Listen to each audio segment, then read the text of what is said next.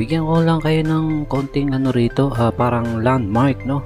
Isang palatandaan papunta po kayo dito sa may Batanes. So, ang palatandaan natin dito ay yung waiting shed. Oo. Papakita ko po sa inyo at isusum po sa inyo. Yan, ang waiting shed. Yan. So, yan. Tapos kakaliwa po tayo dyan at mayroon pong dalawang humps. Yan. Unang humps, isa. Okay. At ito naman po yung pangalawa. So, yan po yung magiging marking natin pag tayo ay pumunta. Pero kung hindi naman po natin matandaan, o ano, lagi naman po natin bitbit si magtanong. Lagi po tayo magtatanong.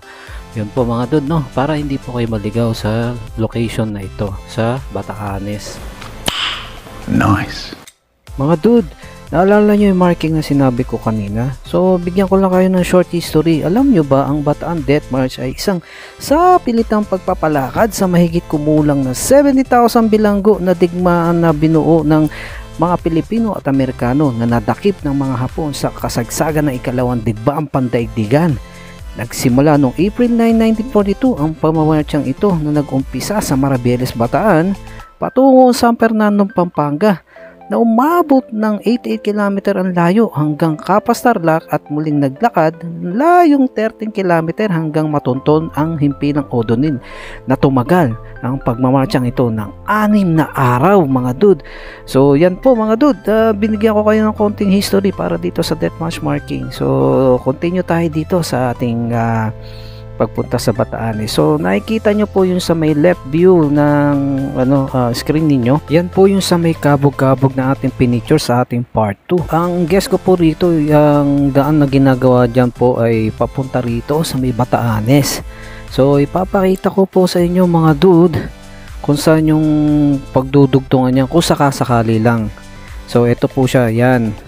Yung way na yan, papunta na yan. Yan, hanggang dun po, oo. Opo, hanggang dyan po mga dude. So yun. So sana tama hula ko na yan nga yung daanan na ginagawa o karugtong papunta rito sa may Batanes. So yun, para makatipid tayo sa gasolina mga dude, no? Okay, so nga pala dito sa ating binabaybay na ito ay makikita na natin at mararamdaman na natin ang lamig ng hangin at yung init ng araw ay hindi mo maramdaman. So time check po dito ay 1:21 PM. So hindi siya ganun kainit kasi simoy ng hangin ay malamig. Hindi siya kagaya pagka nasa syudad ka na sobrang init na halos pagpawisan na buong katawan mo, pati singit mo, nakakailang palit ka na ng brief mo o kaya ng damit mo, no? Tapos maliligo ka ng 3 beses ang araw, sobrang init. Grabe. So mga dude, so relax na kayo dyan at malapit na po tayo makarating sa ating pinaka destination ng Batanes. Ito, mamaya makikita po natin yung view deck. So yan.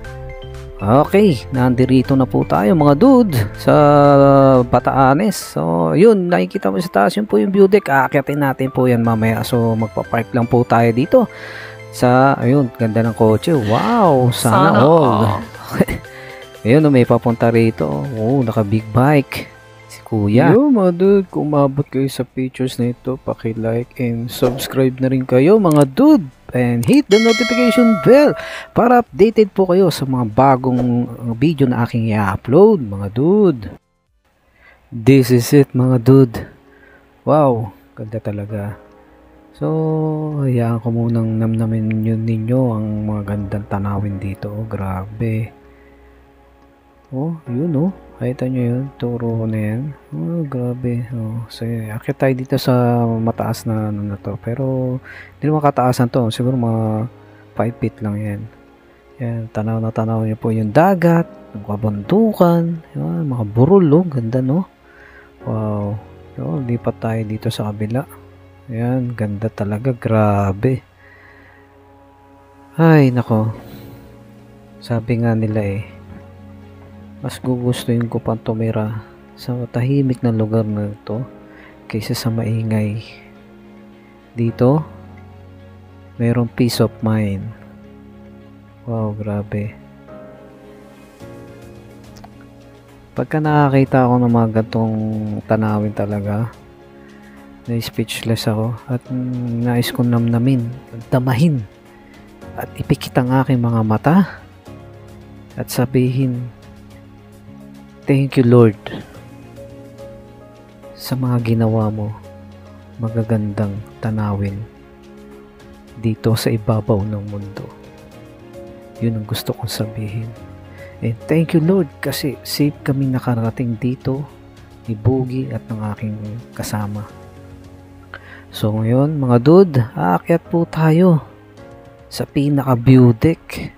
So ingat-ingat po tayo rito, medyo matarik ng konti ito. Kung kayo po may arthritis o rayuma, sigurado ako hindi nyo kakayanin ito. So paalalay na lang kayo sa mga kasama ninyo. So yan, pwede nyo, kung tatanong nyo kung po pwedeng iakyat ang motor po, pwede naman po kung kaya po ng motor nyo at saka tibay ng dibdib mga dude. So yan, ganda ng tanawin talaga. So sa bawat ikot ng mata ko, wala kang itatapon na mga view na kagandahan. Hindi mo kailangan pumikit pala. Yan, sobrang ganda guys, mga dude. Patarik po to, inakyat ko na to ha. Yan, so ingat po, ingat kay mga dude, lalo na kung tagulan dito. Yan, so yan na po, in 10 seconds, 10, 9, 8, 7, 6, 5, 4, 3, 2, 1.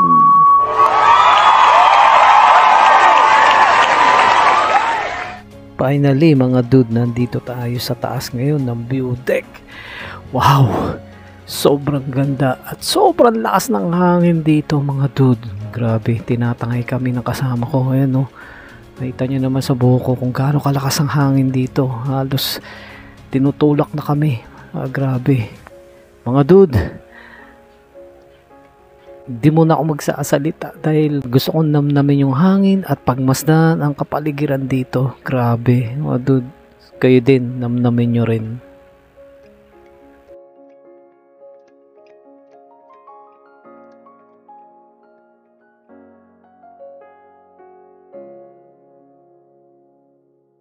Nice view mga dude.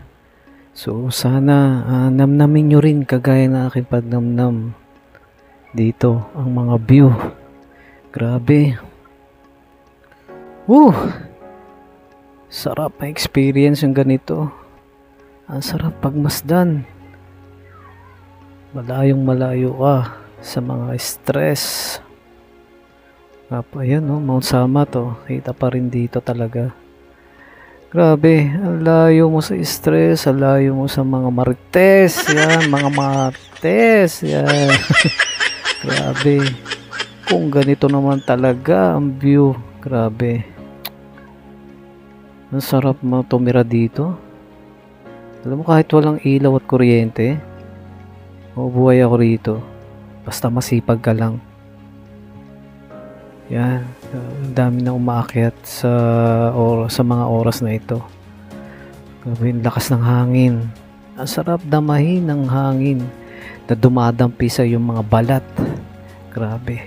So yun mga dude, naway nabusog ko po ang iyong mga mata at napawi ko ang kahit konti ng iyong stress sa inyong mga trabaho. Kung saan man kayo stress, sana napawi ko kahit konti sa bidyong ito. So mga dude, maraming salamat po. Tayo po ay bababa na. So bago ang lahat, ingat po tayo dito sa pagbaba mga dude.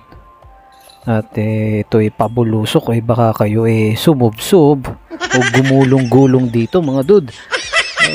Delikado po. Tapos sabayan pa ng ganito kalakas na hangin. Tatangayin kayo pababa ng hangin. Wow, grabe. Ingat-ingat po. So, tara! Takbo tayo! Lakas ng hangin, grabe. Nakakatakot ang hangin. Yun po mga dude.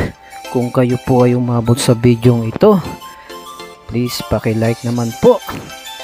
And then share nyo na rin, then comment and subscribe na rin po kayo kung nagustuhan nyo po ang video ito.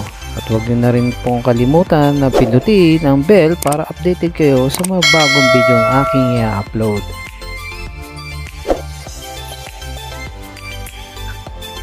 Kung nais nyo pong pumunta dito, libreng-libre lamang po mga dude. Walang bayad ang entrance. Ang may bayad lamang po ay ang gasolina na inyong sasakyan. Pwede rin po kayong mag-picnic dito nakasama ang inyong buong pamilya at barkada. Siyempre, sama nyo na rin po ang iyong asawa at anak. At kung nais nyo naman po magdala ng pagkain at tubig, pwede naman. Basta yung kalat iuwi nyo rin po para makatulong naman po tayo sa environment natin. So, shout out po!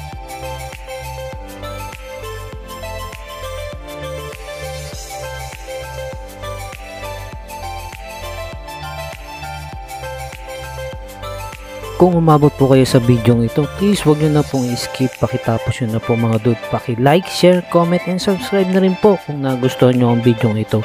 At wag nyo na rin pong kalimutan na pindutin ang bell para po updated kayo sa mga bagong video na aking i-upload. So dito ko na lamang po tatapusin ang aking video mga dude. Hanggang sa muli, God bless, ride safe to all because every ride is adventure at Sikara at your service. Thank you!